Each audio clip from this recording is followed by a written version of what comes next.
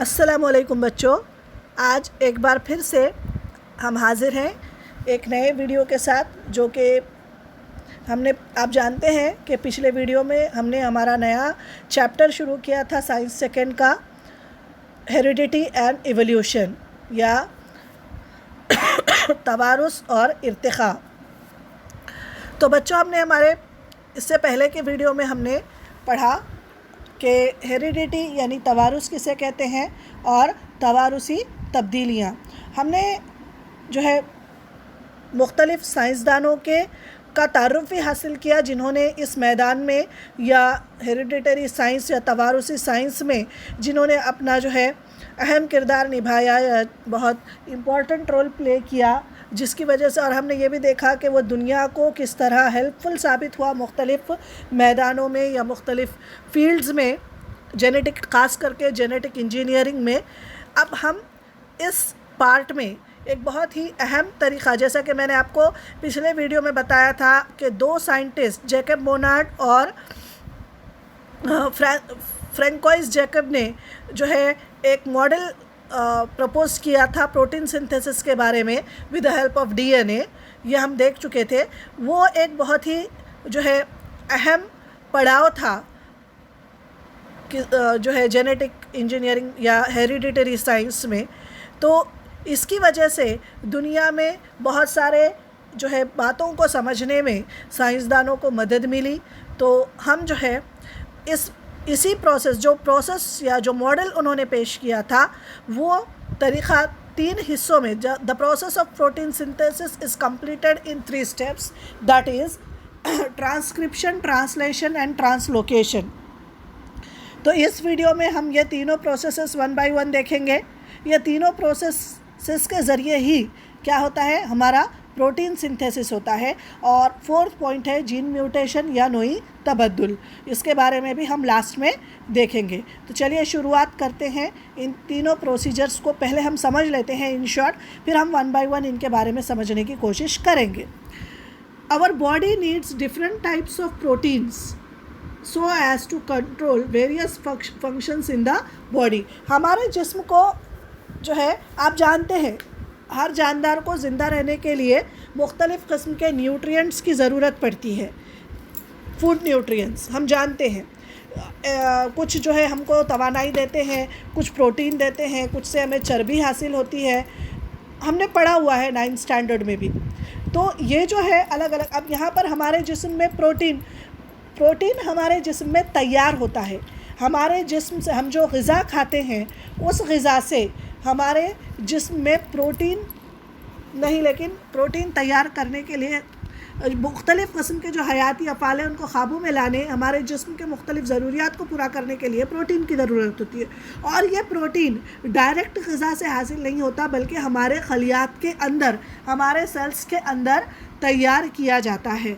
तो how it get form inside our cells, let us see. With the help of RNA, the genes present in the form of DNA participate in the functioning of cell and thereby control the structure and functioning of the body। यानी हमारे DNA में मौजूद जो nucleotide होते हैं, अब nucleotide वगैरह क्या है हम देखेंगे, वो RNA की मदद से खलिए के अफ़ाल में हिस्सा लेते हैं। इसी तरह जिस्मानी बनावट और उसके अफ़ाल पर वो काबू रखते हैं। Information about protein synthesis is stored in DNA, यानी ये जो प्रोटीन की तालीफ़ है या प्रोटीन की तैयारी है, उसके मुतालिक तमाम मालूमात हमारे खलिए के अंदर मौजूद डीएनए में मौजूद होती है। And synthesis of appropriate proteins as per the requirement is necessary for body. यानी अलग अलग मौके पर हर वक्त जो प्रोटीन्स तैयार होते हैं वो एक जैसे नहीं होते। हमारे बॉडी रिक्वायरमेंट के हिसाब से अलग अलग किस्म के प्रोटीन तैयार होते हैं, और वो प्रोटीन की तैयारी की मालूमात हमारे खलियात में या सेल्स में मौजूद जो डीएनए होता है उसमें होता है। डीएनए का जो हिस्सा है जीन, उसमें मौजूद होता है।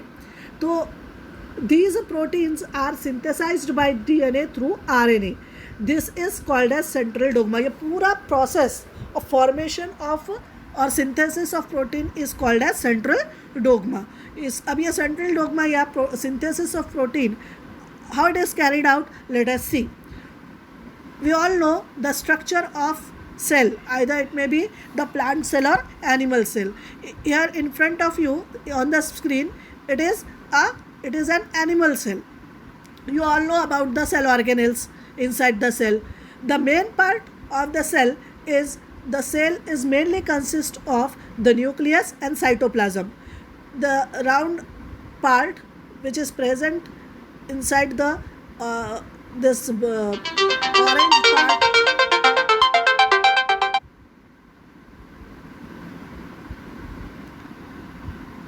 this orange part is known as nucleus. This is nucleoplasm around it, and another cell organelles are also present in the cytoplasm. ठीक है, ये हमारे सेल का स्ट्रक्चर है. अब यहाँ पर इस प्रोसेस को समझने के लिए दूसरे सेल ऑर्गेनेल्स की नहीं, आपको किन की ज़रूरत है. यहाँ पर we only need nucleolus, that is, and ribosomes. Inside the nucleus what is present? Genetic material is present. यहाँ पर राइबोसोम का क्या फंक्शन है वो हम देखेंगे. अब यहाँ पर in short I am explaining you about the process of transcription and translocation. Inside the nucleus DNA form mRNA. DNA के जो सेगमेंट होता है, we all know that DNA is a double helical model, है ना. Nucleotides इसमें मौजूद होते हैं. प्यूरिमिडिन्स और पिरिमिडिन्स के बारे में हमने 9th स्टैंडर्ड में पढ़ा हुआ है. तो ये जो डीएनए से एमआरएनए फॉर्म होने का जो अमल है उसको ट्रांसक्रिप्शन कहते हैं. Then after the formation of mRNA it comes out from the nucleus in towards the ribosome. ठीक है, और mRNA forms the protein. It is called as translation, और the information of protein synthesis is transferred or by mRNA to tRNA from the which is present inside the ribosome. ये detail में हम नीचे देखेंगे. First transcription देखिए किस तरीके से होता है. डीएनए का जो जीन का सेगमेंट है वो जो है ट्रांसक्रिप्शन के अमल से which takes place in nucleus, जो मरकज़े के अंदर होता है, उसे क्या तैयार हो रहा है? एमआरएनए का सालेमा तैयार हो रहा है, जो कि मैसेज के थ्रू जो क्या करेगा, मैसेज लेकर जाएगा किसके पास? साइटोप्लाज्म में. साइटोप्लाज्म में कौन प्रेजेंट है? राइबोसोम. राइबोसोम के पास वहाँ पर टीआरएनए है. टीआरएनए क्या करेगा? जो इन्फॉर्मेशन या मैसेज एमआरएनए लेकर आएगा वो कोडॉन की शक्ल में होता है, वो मैं आपको एक्सप्लेन कर रही हूँ. उसको वो ट्रांसलेट करेगा, उसको यानी डिकोड करेगा. यानी ये क्या हो गया? ये जो मैसेज आया था उसका ट्रांसलेशन हो गया. इसलिए इस अमल को हम क्या बोलेंगे? ट्रांसलेशन. और ट्रांसलेशन के ज़रिए ट्रांसलेट जब हो जाएगा तब राइबोसोमल आरएनए क्या करेगा? पॉलीपेप्टाइड प्रोडक्ट तैयार करेगा. पॉलीपेप्टाइड ये क्या है? प्रोटीन फॉर्मेशन से पहले इसके छोटे छोटे हिस्से हैं. ये आप इन शॉर्ट समझ लीजिए. So we can define transcription as transcription is synthesis of single stranded RNA from a double stranded RNA template.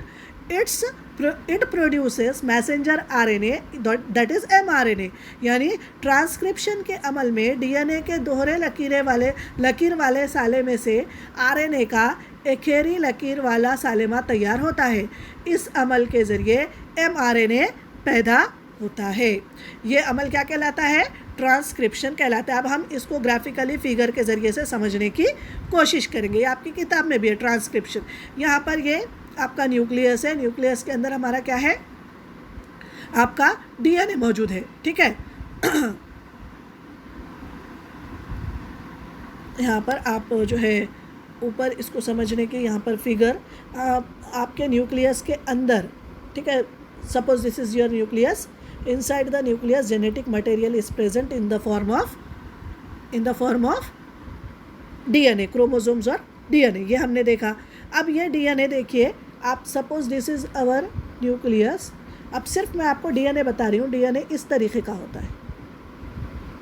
ये डबल हेलिकल DNA है, यहाँ पर नीचे बताया जा रहा है. ठीक है, और ये जुड़ा होता है अलग अलग जो है न्यूक्लियोटाइड से. आप जानते हैं कौन से न्यूक्लियोटाइड्स हैं यहाँ पर? प्यूरिन्स और पिरिमिडिन्स. यानी वो कौन से हैं? थाइमीन, साइटोसिन एडेनाइन और guanine. Thymine always get paired with adenine, cytosine paired with guanine, है ना. इस तरीके से जो है यहाँ पर पेयरिंग होती है. किसकी पेयरिंग होती है? न्यूक्लियोटाइड्स की.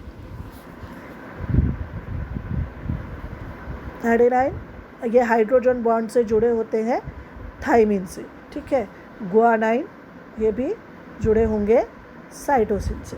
ये उनके दरमियान में ये जो बॉन्डिंग है ये कई की बॉन्ड है, हाइड्रोजन बॉन्डिंग है, ठीक है.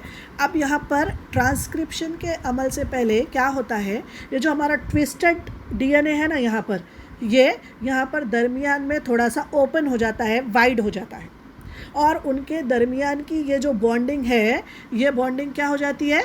टूट जाती है. कौन सी बॉन्डिंग? ये बॉन्डिंग की बात कर रही हूँ मैं.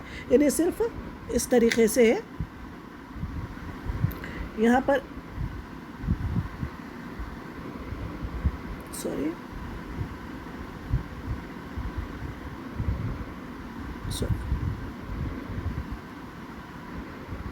यहाँ पर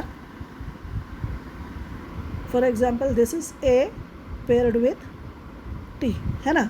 तो अब यहाँ पर ये जो बीच का, इसके बीच का जो ये बॉन्डिंग है ये यहाँ पर ख़त्म हो जाएगी, और ये इसके जो दोनों स्ट्रैंड्स हैं ये अलग अलग हो जाएंगे, ठीक है. हम नीचे देखते हैं किस तरीके से.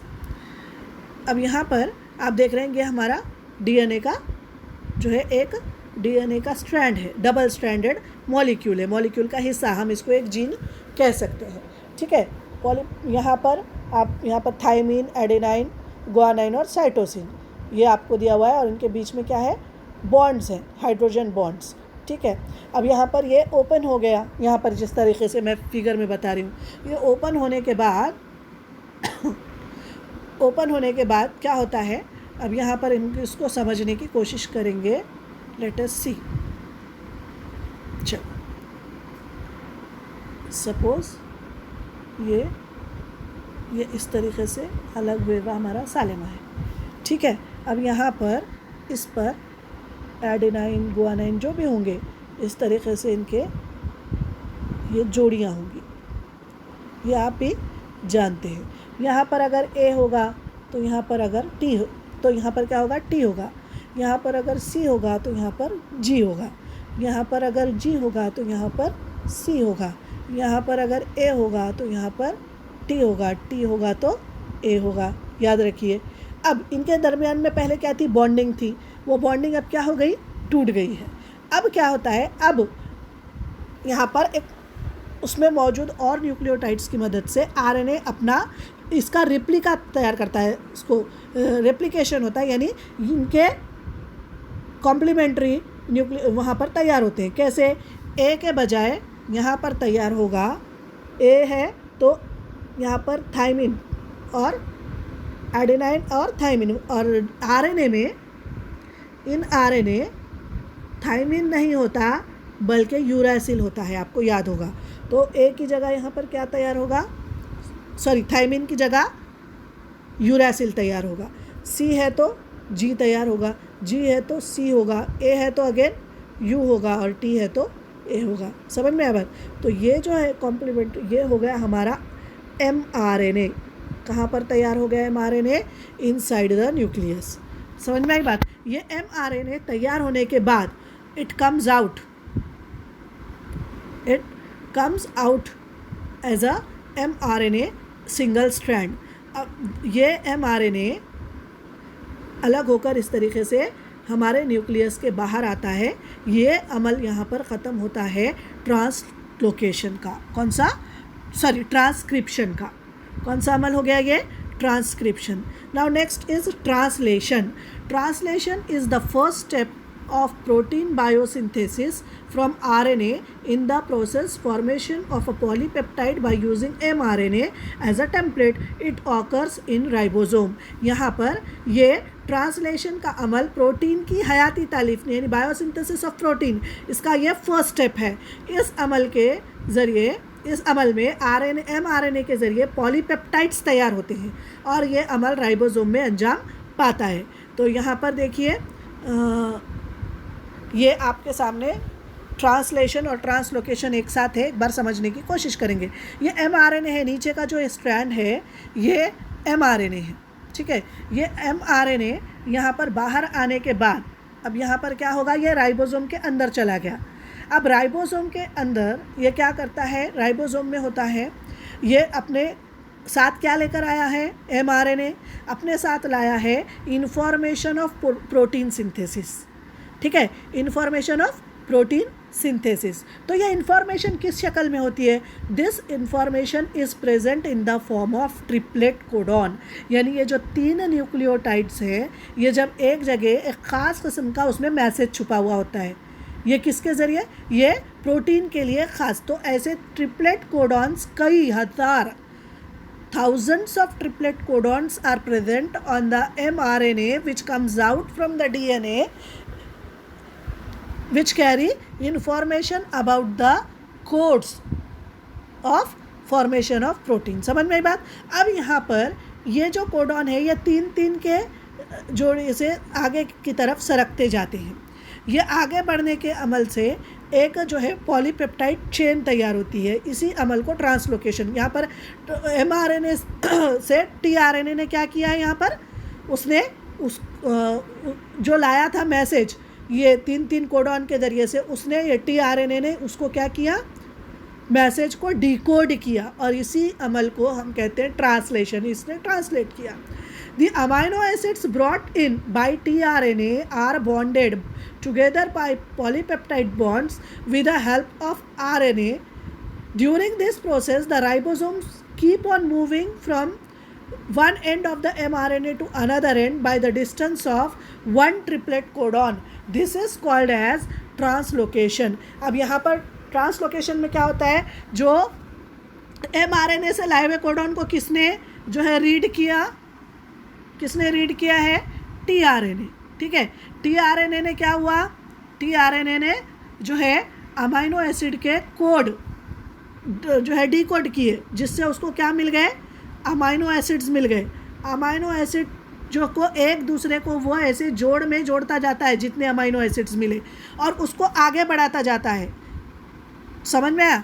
तो ये अमल आगे होता है, और mRNA के एक सिरे से दूसरे सिरे तक वो आगे की तरफ बढ़ता है ट्रिपलेट कोडॉन, और इसी को हम ट्रांसलोकेशन कहते हैं। अब यहाँ पर मैंने एक चार्ट तैयार किया है, उससे समझने की कोशिश करते हैं, ठीक है। चलिए, अब यहाँ पर आपके सामने है ये राइबोसोम है, ये जो आपको बादल की तरह नज़र आ रहे हैं, और ये हमारा mRNA है जो कहाँ से आया है, न्यूक्लियस से आया है ट्रिपलेट कोडॉन लेकर। समझ में आई बात। ये ट्रिपलेट कोडॉन है हमारे ACU-GGC-UAG, ये ट्रिपलेट कोडॉन है, और ये पूरे mRNA पर मौजूद होते हैं, थाउजेंड्स की इनन्यूमरेबल। समझ में आई बात। अब ये tRNA क्या करता है, ये ट्रिपलेट कोडॉन्स को अमाइनो एसिड्स में कन्वर्ट करता है, इसका जो डिकोड करता है। ए का यू, ए यानी जी होना चाहिए, तो यू ये क्योंकि RNA है इसलिए A get connected with U, CGUA, तो ये एक ट्रिपलेट कोडॉन। ये राइबोसोम इसको क्या करता है, एंटी कोडॉन, यानी ये क्या है, इस कोड ACU का एंटी कोड क्या हो गया, जो tRNA ने तैयार करा, ट्रांसफ़र करा, UGA। ये UGA क्या है, एक मैसेज, ये एक क्या है, एक अमाइनो एसिड का कोड है। क्या है ये, एक अमाइनो एसिड के लिए कोड है। जैसे ये डिकोड हो जाता है हमारा एक अमाइनो एसिड, समझ लीजिए राइबोसोम को कोड मिल गया, उसने वो प्रोटीन को तैयार कर लिया। समझ में आई बात। एक और ये आगे की तरफ बढ़ती है चेन, ये इस तरीके से अमाइनो एसिड जो है आगे की तरफ बढ़ते हैं, और जो है ये आगे पेप्टाइड बॉन्ड्स के ज़रिए पेप्टाइड बॉन्ड्स के ज़रिए ऐसे कई amino acids, thousands of amino acids are formed and given to the ribosomal RNA। अब कई amino acids, thousands of amino acids combine together to form protein. समझ में आई बात। इस तरीके से ये हमारा कॉम्प्लेक्स प्रोटीन तैयार होता है। हमारे बॉडी के अंदर, डॉक्टर हरगोविंद खुराना जो साइंटिस्ट है, उनको नोबेल प्राइज़ भी दिया गया था इसकी वजह से। उन्होंने ये बताया था कि हर इंसान की बॉडी के अंदर 20 अमाइनो एसिड्स होते हैं। 20 types of amino acids are present inside our body और सेल्स। ओके, सो जैसे कि इंग्लिश के 26 अल्फ़ाबेट्स हैं या उर्दू की हुर्फ़ तहजीबी है, तो उससे हम कितने अल्फाज बना सकते हैं? अगर मैं सवाल पूछूं तो आप कहेंगे बाजी इनन्यूमरेबल, बहुत सारे जिनकी गिनती नहीं कर सकते, है ना। तो उसी तरीके से ये अलग अलग कंबाइन करके इन 20 को 1000 types of proteins can be synthesised. इसी बस यहाँ पर आप एक बार ब्रीफ में देख लीजिए क्या होता है। सबसे पहले डीएनए के एक स्ट्रैंड के थ्रू mRNA तैयार होता है inside the nucleus, which comes out and go to the ribosome. In the ribosome these mRNA carry messages in the form of triplet codon. These triplet codon are read by the tRNA, that is एंटीकोड तैयार होता है। एंटीकोड तैयार होने के बाद वो ribosome में जाता है। राइबोसोमल आरएनए उस कोड, एंटीकोड जो किया हुआ है उसको रीड करता है और अमाइनो एसिड तैयार करता है। ऐसे कई अमाइनो एसिड पेप्टाइड बॉन्ड से जुड़ जाते हैं ट्रांसलोकेशन में और उससे एक कॉम्प्लेक्स प्रोटीन तैयार होता है। This is all about the formation of protein synthesis, that is transcription, translocation and translation. समझ में आई बात? And last part is gene mutation. Any nucleotide of the gene changes its position, that causes a minor change, which is nothing but the mutation। यानी हम किसी भी nucleotide यानी gene के nucleotide में जो है जब ये ट्रांसलेशन का अमल होता है तब ये जो ACU की जगह UGA आना चाहिए, UGA के बजाय यहाँ पर अगर ये जो ट्रिपलेट कोडॉन है वो चेंज होकर आया। समझ में आई बात? तो जो प्रोटीन के लिए वो कोड था वो प्रोटीन का कोड मिलेगा क्या राइबोसोम को? नहीं। तो फिर कौन सा प्रोटीन तैयार होगा? जो गलत कोड रीड किया गया है। समझ में आ रही है बात? मैंने अगर एक छोटे से बच्चे को कहा कि दुकान पर जाकर फलां चीज़ लाओ, उसने बोलने में गलती कर दी, तो जो चीज़ मुझे चाहिए वो चीज़ नहीं बल्कि कई कुछ दूसरी ही चीज़ मेरे पास आ गई। इसी को ही हम क्या कहते हैं? जीन म्यूटेशन कहते हैं। समझ में आई बात? यहाँ पर क्या हुआ ये फॉर एग्जाम्पल म्यूटेशन में समझा रही हूँ। This is our mRNA is having triplet code TAA GAA। GAA is a original code, ठीक है। तो उसका GAA का क्या होना चाहिए? G का होना चाहिए C, A का होना चाहिए U और A का होना चाहिए U। लेकिन यहाँ पर ये सीक्वेंस, या अगर मैं कहूँ तो ये जीन की बात चल रही है तो G की जगह होना चाहिए था C, A की जगह होना चाहिए था T और A की जगह T। लेकिन यहाँ पर यहाँ पर इनकी जगह क्या हो गई? चेंज हो गई। इसको हम माइनर चेंज कहते हैं। अगर कोई एक जीन के एक कोड में अगर तकलीफ़ हुई या चेंज हुआ तो कोई बात नहीं, ज़्यादा तब्दीली नहीं आती। लेकिन अगर ये पूरे जीन में कई जगह पर ऐसा हो तो ये मेजर चेंज कहलाता है। And that brings some genetic disorders in the new generation. We learn about the genetic disorder in standard 9 like sickle cell anaemia, है ना, अल्बिनिज़म वगैरह जो हमने पढ़ा है। ऐसी बीमारियां होती हैं जीन म्यूटेशन की वजह से। तो बच्चों हमने इस सबक में पढ़ा कि ट्रांसक्रिप्शन, ट्रांसलोकेशन और ट्रांसलेशन किस तरीके से होता है और जीन म्यूटेशन किसे कहते हैं। चलिए आज यहीं पर रुकते हैं। आगे के वीडियो हम इंशाल्लाह इस चैप्टर का next part that is evolution यानी इर्तिक़ा हम नेक्स्ट पार्ट में पढ़ेंगे। तब तक के लिए अल्लाह हाफ़िज़।